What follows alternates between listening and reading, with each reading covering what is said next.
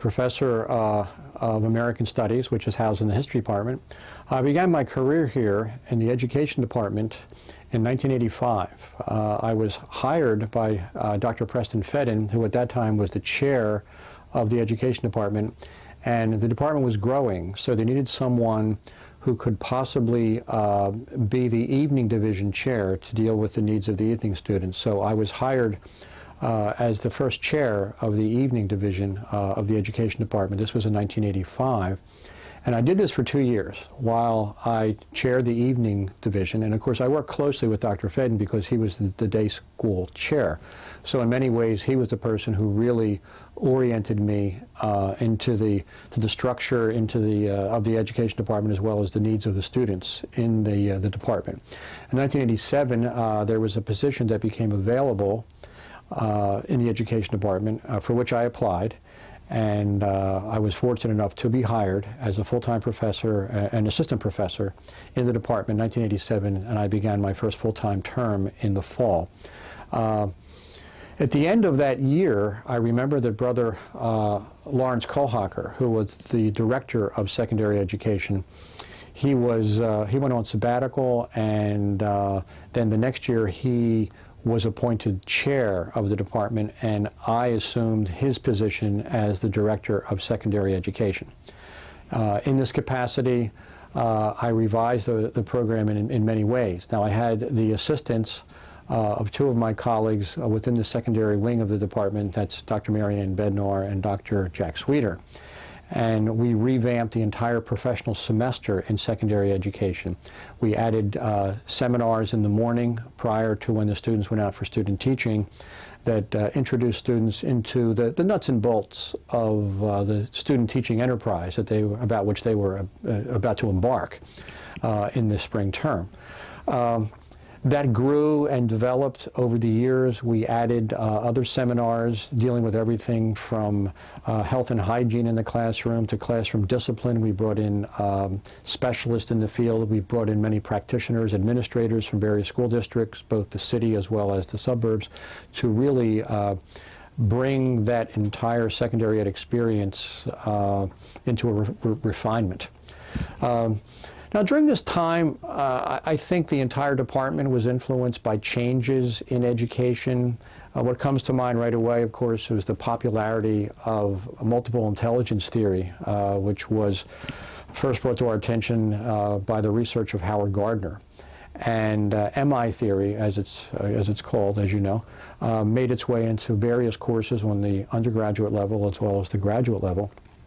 And in that way, in terms of educational psychology, that certainly had an influence on how we conceptualize learners. And it also guided us to develop for our students activities and other kinds of materials for how we can best adjust instruction to meet the needs of our students as well. At this time, in terms of the history of the whole department, it was clear that the graduate program was growing. And it was growing to the degree where the new Bucks campus up in Bucks County in Newtown was now able to offer courses up there as well as on the main campus. So the growth of the graduate program was something that certainly occurred during my tenure as a member of the department.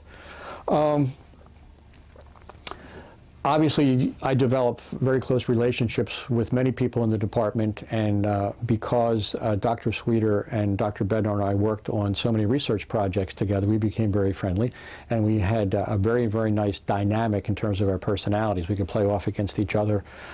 We could add and contribute our own areas of expertise with Dr. Sweeter's knowledge of technology, Dr. Bednar's organizational skills, along with her wonderful insights into literacy, into reading, also into technology.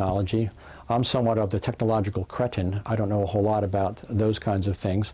I brought to our relationship the history of education and the philosophy of education, which is the area of my specialty in graduate school. I also have a strong interest in moral and character education. And again, Dr. Sweeter, Dr. Bednar, and I co-authored a book on that topic, coupled with cultural narcissism and technology, which many of us still use in our courses today. but again, it tapped into our own expertise, and it really gave me an opportunity to do a bit of writing on character education. And with the three of us working together in this kind of synergistic effect, we were able to produce this really engaging book that I think will lead students to see how you can blend product technology, idea technology, with other forms of instruction to provide meaningful learning experiences for our students. I guess it was probably about 7 or 8 years ago when there was a discussion across the state of Pennsylvania for the need of elementary students, elementary level students, to have an expertise in an academic discipline. And at that point, Dr. Barbara Millard, who was the Dean of Arts and Sciences, she was very much interested in developing a program in American Studies.